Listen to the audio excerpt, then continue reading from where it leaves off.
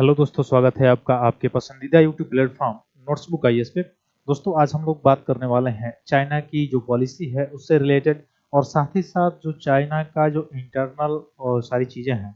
जैसे आपको पता है कि जो तिब्बत है और ये एक समय जो है चाइना से अलग हुआ करता था, लेकिन उसको एक्वायर कर लिया चाइना ने धीरे धीरे करके। फिर वहाँ के जो दलाई लामा थे वहाँ से भाग के भारत आए। इवन भारत आके भारत ने उनको जो है शरण दिया। फिर उसके बाद से वो अरुणाचल प्रदेश चले गए।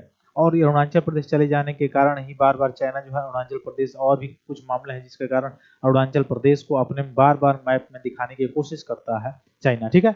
और वहाँ के कुछ जिलों का नाम बदलने की कोशिश करता है। हालांकि भारत तो संप्रभु राष्ट्र है, तो उसके बार बार मैप चेंज करने से या राज्यों के वहाँ के कुछ स्थानीय स्तर पे नाम चेंज करने से कुछ बदलाव होता नहीं है।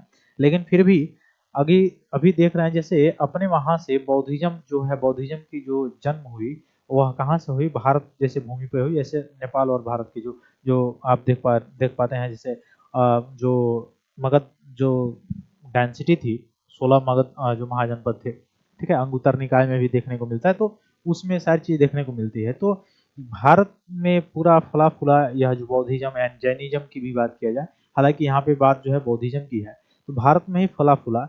उसके बाद से भारत से श्रीलंका, इवन थाईलैंड, इवन विश्व के अलग अलग देशों में, जापान, या फिर से आप देख सकते हैं चाइना या तिब्बत वाला जो इलाका है उसमें अलग अलग विश्व के जो देश हैं उनमें ये फैला, ठीक है। तो जहाँ पे ये स्प्रेड हुआ, जहाँ पे मतलब इसका फला फूला, जहाँ से यह मतलब जन्म हुआ इसका, वहाँ पे अभी आप देख पा रहे हैं तो माइनॉरिटी के रूप में वहाँ पे बौद्धिज्म है। लेकिन यहाँ से गए हुए, जैसे श्रीलंका में, जैसे आपको पता भी होगा कि अशोका ने अपने एक लड़का और लड़की जो है उसको भेजा था श्रीलंका में बौद्धिज्म को प्रचार प्रसार करने के लिए। ठीक वैसे ही मौर्य में भी तो था ही। और साथ ही साथ अगर आप देखेंगे तो मगध जितने महाजनपद थे उसमें से भी जो मेजर महाजनपद थे उनमें बौद्धिज्म का जो है संरक्षण दिखाई देता है। जैसे अजात शत्रु को आप देख सकते हैं उसमें, ठीक है। इवन बिम्बिसार जो है उनको भी आप देख सकते हैं, उनको उन्होंने भी इसका संरक्षण किया था। इवन यह इक्विवेलेंट ही चल रहा था। तो यहाँ से जो है जिससे दो शाखाएं, आपको पता भी होगा कि कनिष्क के शासन काल में जब चौ चौथी बौद्ध संगति हुई थी, उसमें बौद्धिज्म जो है दो भागों में बट गया था, महायान और हीनयान। जो हीनयान था वह रूढ़िवादी और पहली वाली जो परंपरा थी वही थी, यानी प्योर जो परंपरा जिसको कहा जाता है बौद्धिज्म में।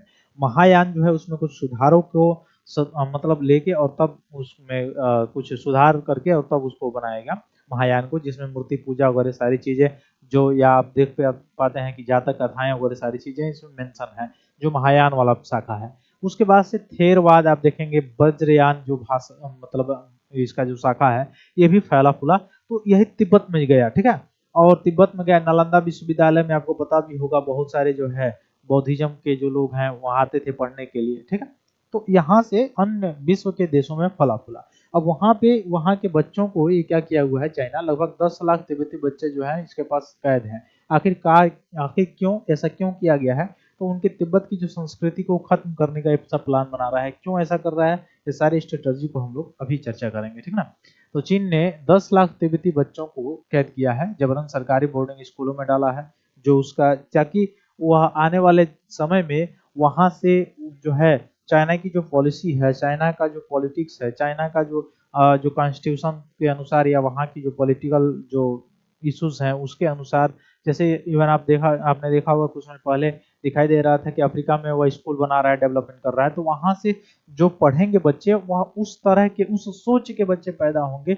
मतलब उस सोच के बच्चे पैदा होने का मतलब ये हुआ कि उस सोच के बच्चे वहां से निकलेंगे, उस सोच का जिस तरह की उसको उनको एजुकेशन दिया जाएगा। तो उस तरह से अगर निकलेंगे तो आने वाले समय में चाइना का विरोध भी नहीं करेंगे। और चाइना जैसे वही काम वह जो है साउथ अफ्रीका जो जैसे महाद्वीप की जो अन्य कंट्री हैं जहाँ पे डेवलपमेंट कर रहा है, वहां पर भी ये पॉलिसी लागू करने का काम कर रहा है। तो वही सारी चीजें हैं। तिब्बतन एक्शन इंस्टीट्यूट ने गुरुवार को, जब ये हमारे बच्चे को लेने आए ऐसे बताया गया था इसमें, तो चीन के औपनिवेशिक बोर्डिंग स्कूल और तिब्बत का भविष्य, यह शीर्षक से एक रिपोर्ट प्रकाशित की जाती है। उसमें एक इंटरव्यू होता है और तब शोध के बाद तब ये पता चलता है कि चीनी सरकार पर तिब्बती बच्चों को आक्रामक और जबरन उनको वहां से उठा के लेके जाके और तब वहां को ट्रेन, मतलब सरकारी स्कूल में, एक नजरिए से अगर आप देखेंगे तो आपको लगेगा कि ये तो सकारात्मक कदम है। सरकारी स्कूल में डालना क्या बुरी बात है? अच्छी बात है, एजुकेशन प्रोवाइड करा रहा है। लेकिन अगर आप दूसरे नजरिए से देखेंगे तो भविष्य में आने वाला जो है तिब्बत के वाले जो क्षेत्र है वहां से अपने एंटिटी के रूप में जो है कोई उत्पन्न ना हो, ये उसकी सोच है। या जहां जहां भी है वो हमारी सोच के लोग फैले वहां पे और आसानी से हम वहाँ सारी चीजें कवर कर सकें। ठीक है, इवन जो भारतीय बॉर्डर इलाका है वहां पे, जैसे भारतीय गवर्नमेंट जो चलाती है वो वह अलग ही नीति है, मतलब इस तरह की नहीं है। जो वाइब्रेंट विलेज विलेज जो प्रोग्राम है, ठीक है, तो इसकी पॉलिसी कुछ अलग ही है। तो ये सारी चीजें हैं इसमें, ठीक ना। और धार्मिक गतिविधियों से उनको दूर रखने की ये बात मतलब चल रही है कि ऐसे ये लोग कर रहे हैं। या 4 साल से कम उम्र के बच्चे जितने भी हैं उन्हीं को निशाना बनाया जा रहा है। खासकर आप इस बात को समझ पा रहे होंगे कि 4 साल से जो कम उम्र के बच्चे हैं, अगर उनको पहले से ही किसी ऐसे इन्वायरमेंट में डालकर और उनके जो ब्रेन वॉश कर दिया जाए या उस तरह के इन्वायरमेंट में अगर डाला जाए, उस तरह की जो एजुकेशन है वह दिया जाए, तो शुरू से ही जो जो मूल होता है वह बच्चा जन्म और लेने के कुछ समय के बाद से ही जिस इन्वायरमेंट में रहता है उस इन्वायरमेंट की छवि उसके जो है वो अंदर जो है वह विभूति जो है वह बन जाती है। तो वो सारी चीजें हैं इसमें। तिब्बतियों पे अत्याचार जो है वो कर रहा है चीन, ऐसा या रिपोर्ट में बताया गया था। तो ये सारी चीजें थी। फिर मिलते हैं हम लोग अपने अगली क्लास में, तब तक के लिए बहुत बहुत धन्यवाद दोस्तों। जय हिंद।